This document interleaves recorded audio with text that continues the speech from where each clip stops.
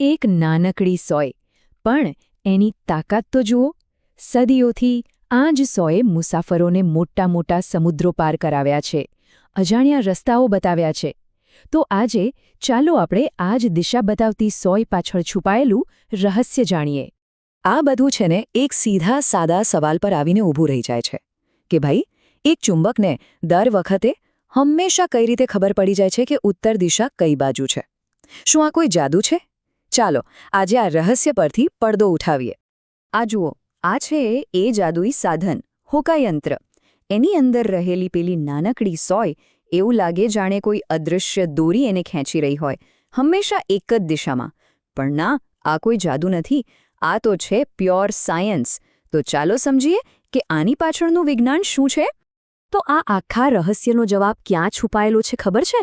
એ ચુંબકની પોતાની જે કુદરતી તાકાતમાં. કોઈ જ જંતર મંતર નહીં, પણ શુદ્ધ વિજ્ઞાન. અને આ રહી આખા રહસ્યની ચાવી. વાત એમ છે કે આપણી પૃથ્વી પોતે જ એક બહુ મોટું વિશાળ ચુંબક છે. એટલે જ્યારે પણ કોઈ નાના ચુંબકને મુક્ત રીતે હવામાં લટકાવીએ ને, તો એ તરત જ પૃથ્વીના ચુંબકીય ઉત્તર દક્ષિણ ધ્રુવોની લાઇનમાં ગોઠવાઈ જાય છે. બસ આ જ છે એની પાછળનો કુદરતી નિયમ. આ વાતને સમજવા માટે આપણે એક સાવ સહેલો પ્રયોગ પણ કરી શકીએ. કંઈ નહીં, બસ એક ગજિયો ચુંબક લો, એના બરોબર સેન્ટરમાં એક દોરો બાંધો અને એને લટકાવી દો, જેથી એ આરામથી ફરી શકે. થોડીવારમાં જ્યારે સ્થિર થશે ને, ત્યારે જોજો, એ હંમેશા એક જ દિશામાં આવીને ઊભો રહેશે, દર વખતે. વિજ્ઞાનની ભાષામાં ચુંબકના આ ગુણને કહેવાય છે દિશાસૂચક ગુણધર્મ. એકદમ સિમ્પલ ભાષામાં કહીએ તો એ આપણી પૃથ્વીના મોટા ચુંબકીય ફિલ્ડ સાથે એલાઇન થવાની, એટલે કે એક લાઇનમાં આવવાની કોશિશ કરે છે.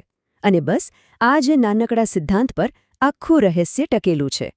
અચ્છા, તો આના પરથી ચુંબકના બે ધ્રુવોના નામ પડ્યા છે.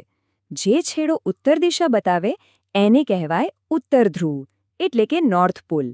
અને જે છેડો દક્ષિણ દિશા બતાવે એને કહેવાય દક્ષિણ ધ્રુવ, એટલે કે સાઉથ પોલ. છે ને એકદમ લોજિકલ? તો હવે આપણે જાણી ગયા કે ચુંબક કઈ રીતે કામ કરે છે. તો હવે એ જોઈએ કે માણસે પોતાની બુદ્ધિ વાપરીને આ કુદરતી ગુણમાંથી એક કેટલું જબરદસ્ત અને કામનું સાધન બનાવી દીધું. તો ચાલો પાછે આવીએ આપણા હોકાયંત્ર પર. હવે આપણે સમજી શકીએ છીએ કે આ ખાલી એક ડબ્બી નથી, પણ એ કુદરતના એક નિયમને કાબૂમાં લેવા માટે બનાવેલું એકદમ સ્માર્ટ ડિવાઇસ છે. જાણે કુદરતની શક્તિને એક નાનકડા બોક્સમાં પેક કરી દીધી હોય. તો સવાલ એ છે કે આ હોકાયંત્રની અંદર હોય છે શું? સાવ સિમ્પલ વસ્તુઓ. એક નાનકડી ચુંબકવાળી સોય, એને એક પિન પર એવી રીતે ગોઠવી હોય કે એ એકદમ ફ્રીલી, કોઈ પણ જાતની રોકટોક વગર ફરી શકે. અને બસ એની નીચે દિશાઓ લખેલો એક ડાયલ હોય છે. બસ આટલું જ. સિમ્પલ. દેખાવમાં ભલે આ સાધન નાનકડું હોય, પણ એની અસર તો બહુ જ મોટી હતી.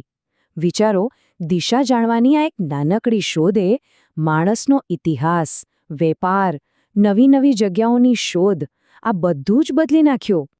અને સૌથી રસપ્રદ વાત તો એ છે કે આજના જેવા હોકાયંત્ર બન્યા એના સદીઓ પહેલાં પણ લોકોને આ વાતની ખબર હતી. જૂના જમાનાના મુસાફરો શું કરતા? કુદરતી રીતે મળતા ચુંબકીય પથ્થરને દોરીથી લટકાવતા અને દિશા શોધી લેતા. આ બતાવે છે કે માણસ કેટલો હોશિયાર છે અને કુદરતને કેટલો બારીકાઈથી જોતો આવ્યો છે. તો આખી વાતનો સાર શું છે? એક સાવ સાદો કુદરતી નિયમ કે ચુંબક હંમેશા ઉત્તર દક્ષિણ દિશામાં જ રહે. અને આ એક જ નિયમ પરથી બનેલી એક એવી જોરદાર શોધ જેણે આખી દુનિયામાં મુસાફરી અને એડવેન્ચરના દરવાજા ખોલી નાખ્યા. અને આ બધી વાતો આપણને એક છેલ્લા સવાલ પર લાવીને મૂકે છે.